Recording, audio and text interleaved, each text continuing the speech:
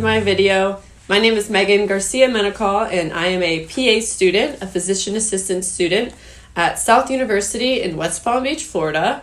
And this is a video I'm making for my capstone project, which is all about osteoporosis. So whether you are recently diagnosed, know someone that was recently diagnosed with osteoporosis, or just want to learn a little bit more about it, I really appreciate you watching this video, and I hope that I can help you learn a little something new that you might have not known already before watching this video.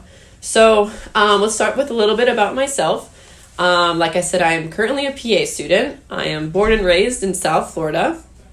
And prior to PA school, I worked as a clinical dietitian.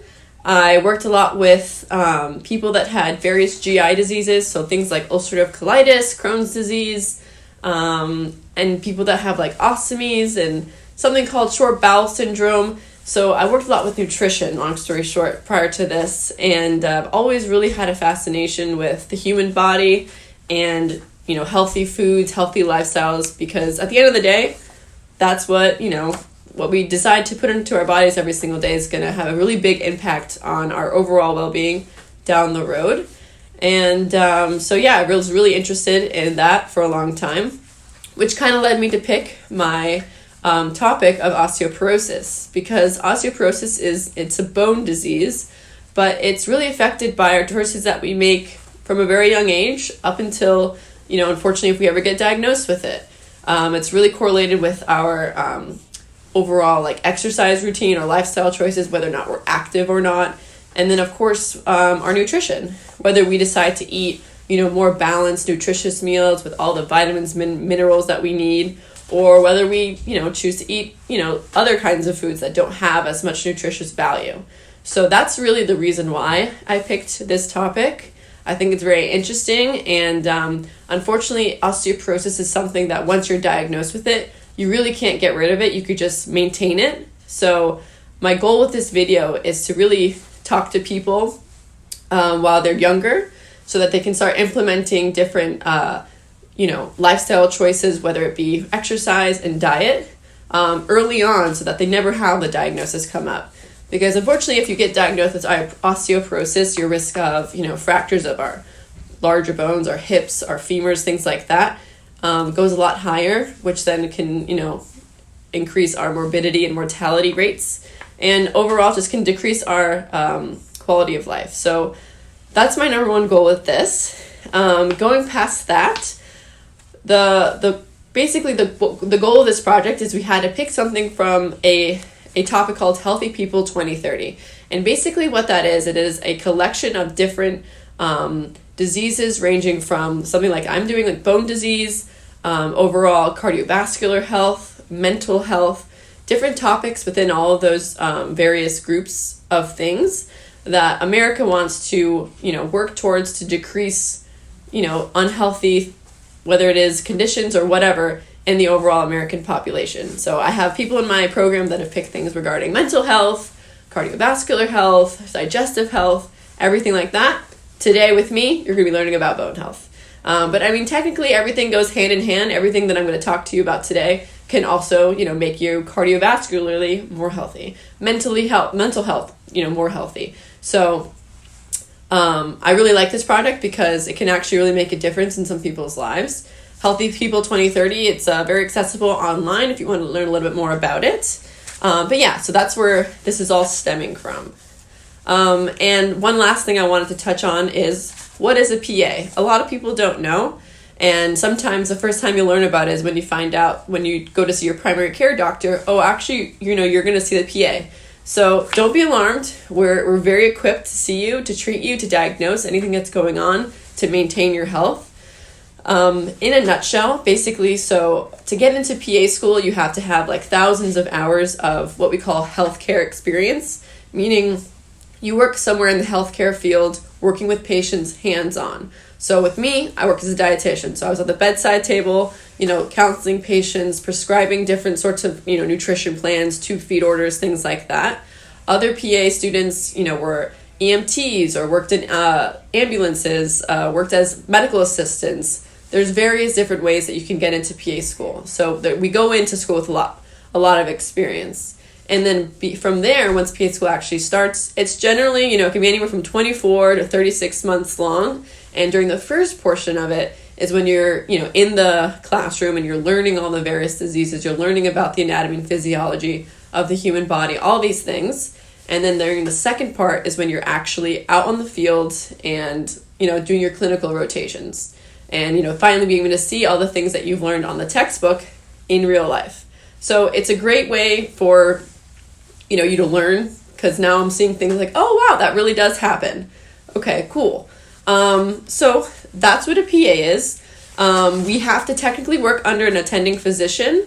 So whatever site we're at, whether it's a hospital or clinic, there will be a doctor on staff there. But we can see patients ourselves. We can prescribe medications. We can assist in surgeries, all these things. We're very equipped for it. So I hope the next time you get offered to see a PA, you go in comfortably, because again, we're just as qualified and can offer you the best care just as much as a doctor can. And we love working with doctors. There's no gripe against doctors or anything like that. But I think we all can tell that there is not enough people working in healthcare right now. And especially after the pandemic, we see how important everyone in the healthcare field is. So the more educated, equipped people that we have, the better it is for everyone's health, safety, longevity, all of that. So again, thank you for tuning into my video. I hope you guys learned a lot. Stay tuned. We're going to have some fun and learn some stuff. So, what is osteoporosis? Osteoporosis is the most frequent form of metabolic bone disease and is defined as a skeletal disorder characterized by compromised bone strength, predisposing a person to an increased risk of fracture. Osteoporosis literally means porous bone. In these images, you can see the lower bone density of an osteoporotic bone compared to that of a normal, healthy bone. Your bones are made of living, growing tissue. The inside of healthy bones kind of look like a sponge. This area is called trabecular bone.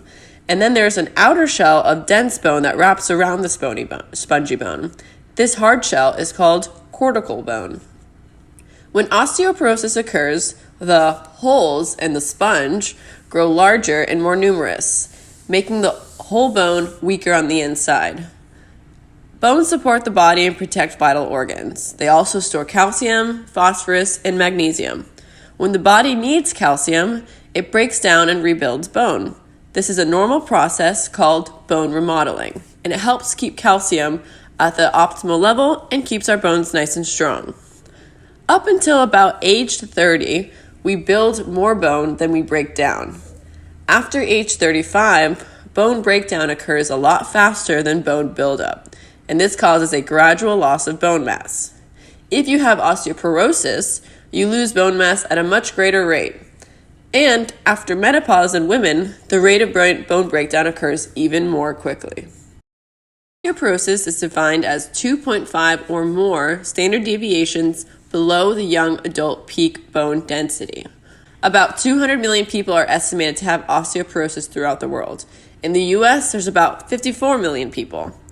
Although osteoporosis occurs in both men and women, women are 4 times more likely to develop the disease than men.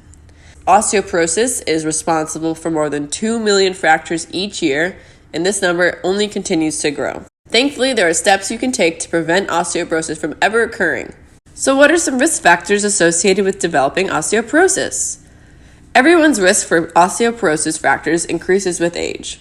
However, women over the age of 50 or postmenopausal women have the greatest risk of developing osteoporosis.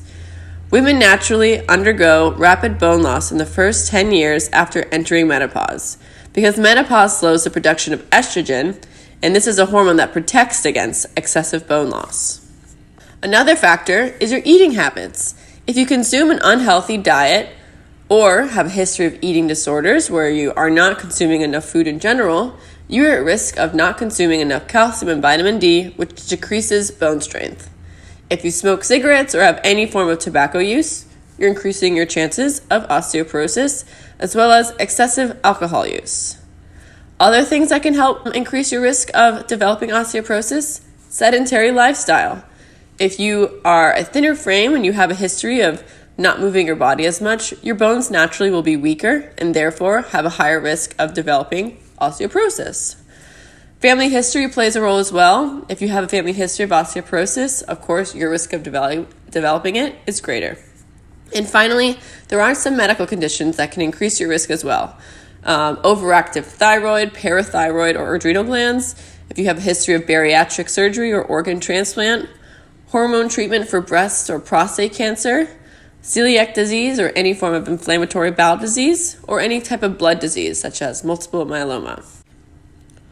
So as you can see, there are some risk factors that are out of your control. What's important is that you focus on things that are in your control. Try to follow a nice balanced diet, rich in foods filled with vitamin D and calcium, and also try and engage in a healthy, active lifestyle. These are easy ways that you can start to implement into your daily lifestyle today to help reduce your risk of developing osteoporosis.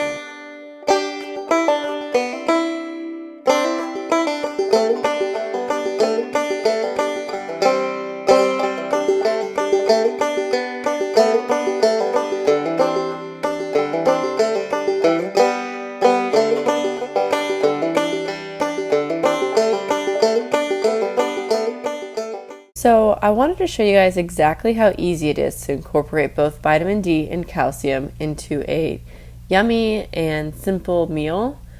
So vitamin D is crucial in calcium regulation, phosphorus regulation, bone health, and absorption of nutrients. It is found in dairy products naturally and is sometimes added to cereals and juices. Some foods that are considered a good source of vitamin D include cod liver oil, salmon, swordfish, tuna fish, orange juice fortified with vitamin D, dairy and plant milks fortified with vitamin D, sardines, and beef liver. The recommended daily amount of vitamin D is 400 international units for children up to age 12 months, 600 international units for people ages 1 to 70, 800 international units for people over 70 years old. As a baseline, just consider one 3.5 ounce serving of salmon contains roughly 550 international units of vitamin D, or 66% of our daily recommended value. So when you're either shopping in the grocery store or planning a meal at home, just take a look at nutrition labels so you can get an idea of how much vitamin D or calcium you're going to have during that meal. Moving on to calcium. So calcium is a mineral that is necessary for life. In addition to building bones and keeping them healthy, calcium enables our blood to clot, our muscles to contract, and our heart to beat. About 99% of the calcium in our bodies is actually stored in our bones and our teeth. Every day, we naturally will lose some calcium through our skin, our nails, our hair, our sweat, our urine, and our feces. And our bodies cannot produce calcium on its own, so that's why it's very important that we get enough calcium from the food that we eat. When we don't get enough calcium our body needs, it's taken from our bones. So this is fine once in a while, but if it happens too often, this can make our bones a lot weaker and easier to break. And of course, more likely to to develop osteoporosis. Our calcium requirements every day changes based on our sex. Aged 50 and younger, they are required to have 1,000 milligrams of calcium daily. For women 51 and older, it goes up to 1,200 milligrams daily. Men aged 70 and younger, also 1,000, and aged 71 and older, 1,200 milligrams. So men and women, based on age, really is how you're going to depend how much calcium you need. Foods high in calcium include dairy foods such as milk, yogurt, and cheese, collard greens, salmon, beans, and spinach, and any other sort of fortified food such as orange juice, cereals, and breads. If you are worried you may not be getting enough vitamin D or calcium in your diet, talk to your provider about adding a daily vitamin into your regimen.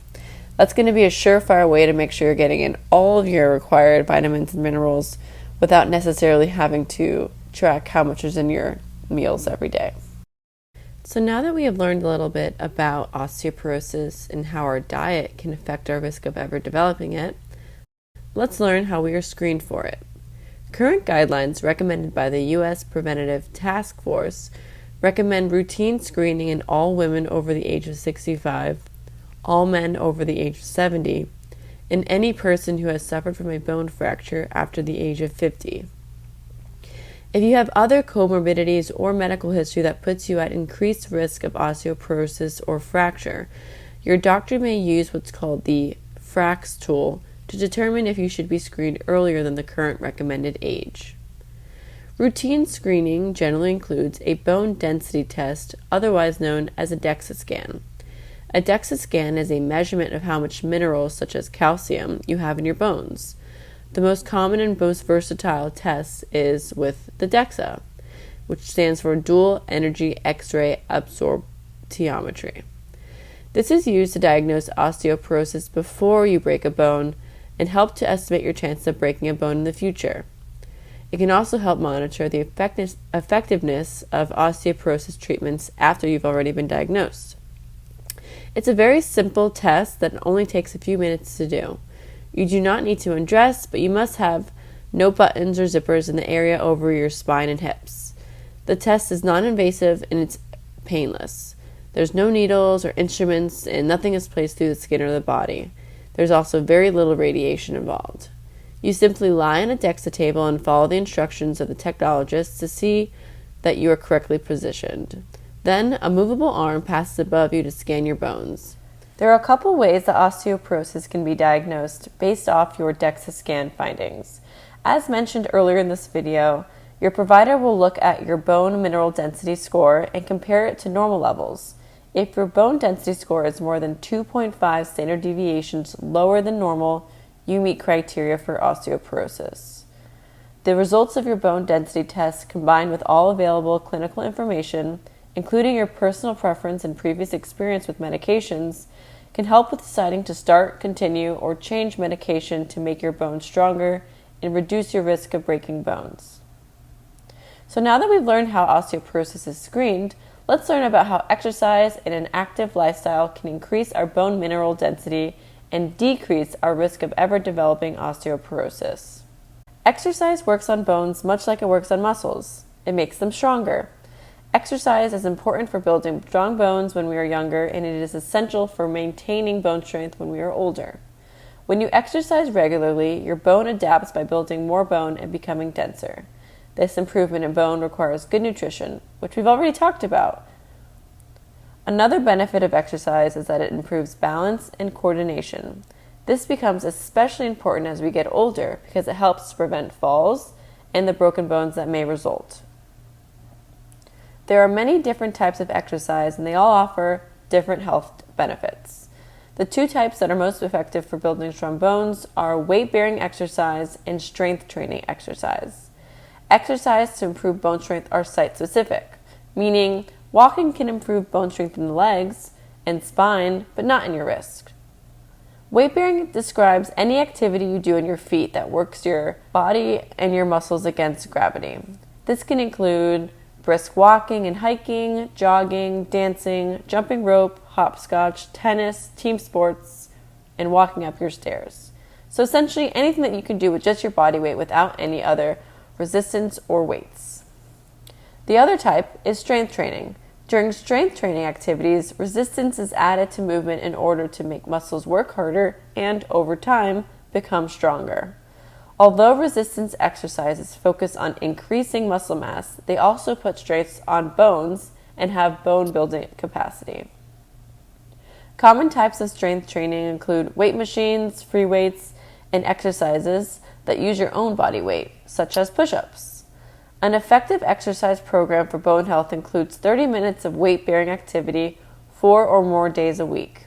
To help you stay motivated, choose an activity that you enjoy. There are many activities that will get you on your feet and get moving. To really reap the benefits of exercise, you need to add flexibility and balance training to the mix. All exercise sessions should end with stretching. Increasing your flexibility improves your ability to move easily. It can reduce your risk for injury and provides mental relaxation benefits as well. Before choosing an activity, it is important to consider your risk of falling. So it may be a good idea to talk to your doctor or physical therapist and come up with a plan that meets your body and your needs. Let's watch a quick video demonstrating a couple of weight-bearing exercises that you can try to incorporate into your weekly workout routine. Hey everyone! Alright, so now we're going to talk to you a little bit about how exercise and movement can really help to strengthen our bones. I have my fiance here, Clay. He's going to help me demonstrate a couple different moves that you can try to incorporate into your, weekly, daily exercise routine. Though it's not bone health, the Cardiovascular Health Society recommends getting at least 150 minutes of mild to moderate cardiovascular activity a week. So, whether that's something you want to do like 60 minutes twice a week with a 30-minute thing, however you want to do that, but you should be getting that much time of cardiovascular movement in a week. And then as for bone strength, just try to incorporate different types of aerobic activities as well as weight-bearing activities. So that can include walking, going on runs, jogging, playing tennis, dancing, all these different types of things. So obviously if you can incorporate walks into your routine, that would be perfect. What we're going to show you today is more of like what is called a HIIT style training, high intensity interval training. These are moves that you can do on their own, or you can pair them with a walk, or if you want to do some sort of weight training movement. These are all just different things that you can try out. So what we're going to do is I'm going to have him show you one way that we could do a specific move, and then I'm going to do a slightly modified version of the same move, just so that we're getting different levels, because I know that some people have past injuries or just different aerobic levels that they're at, so they're not going to be able to do different moves depending on where they're at, which is totally fine. All these moves can really be modified in many different levels, so don't be discouraged if you can't do the same exact move. Just try to incorporate it as much as you can, and so let's start with our first move, Clay. We can show them what a burpee is. So this one's pretty simple. You generally start by jumping up, and then you tap the floor and you shoot your legs back, put back foot. Perfection, wow. So this is a very, very both cardiovascularly difficult, but also it's good weight-bearing movement. This jumping is great. So if you're not able to do a full burpee for whatever reason, that's completely fine. Something else that you can try, just kind of a modified, slower down. Just point up, toes, bring back, up like that. So it's just less intense. You're not going quite as fast. If even that's a little bit too much, that's completely fine. You can kind of stay down here and hold a plank. That's an easy way that you can try to get your arms working, things like that. So that was our first move. Wonderful job, Clay. Thank you for that. The next we're going to do, you've all done it before or heard of it at least, simple push-up. So with the push-up, you really want to keep your hands, listen to your body. If you have prior injuries that don't let you do specific movements, it really doesn't matter exactly where you leave it, but generally you want it to have about shoulder width apart, your hands on the floor, and going all the way through to the bottom. Clay, please show us a wonderful push-up here.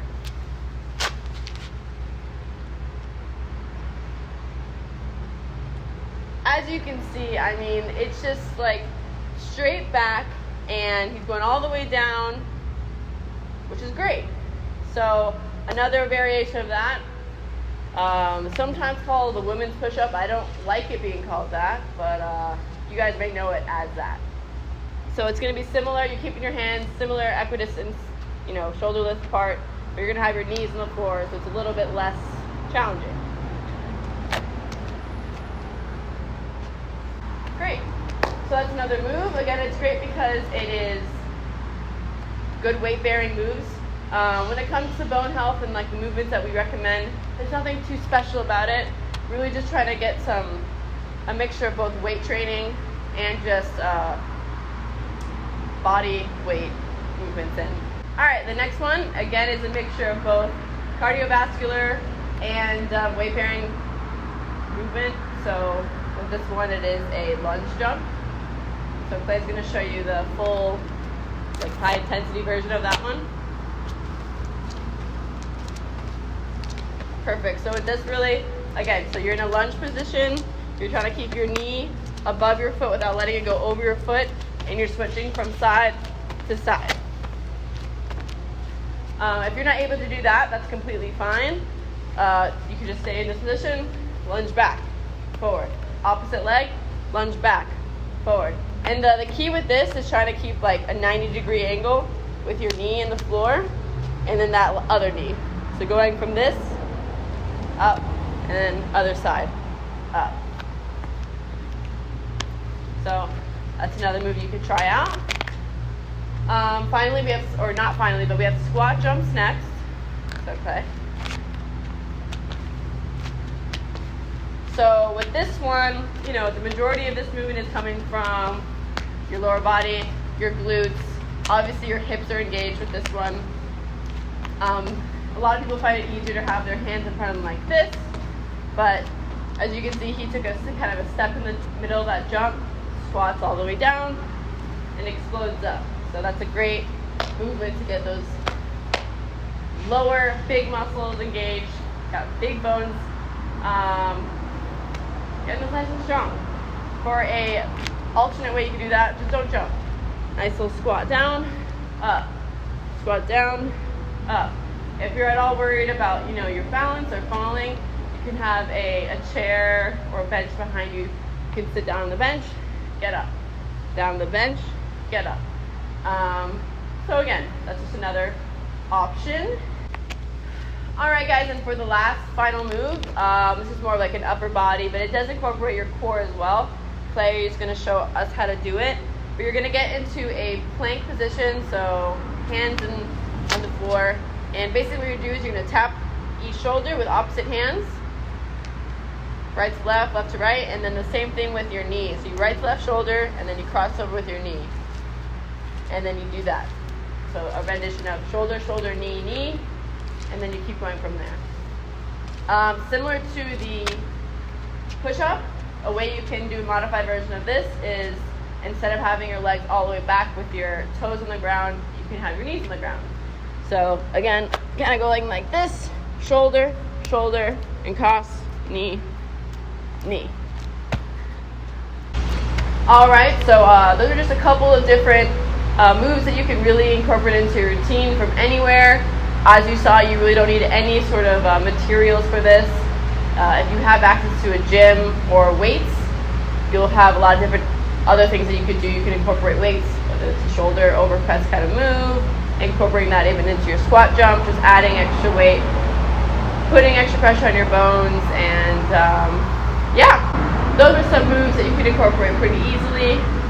Stick around for the rest of the video, and yeah, thanks guys. Thanks Clay.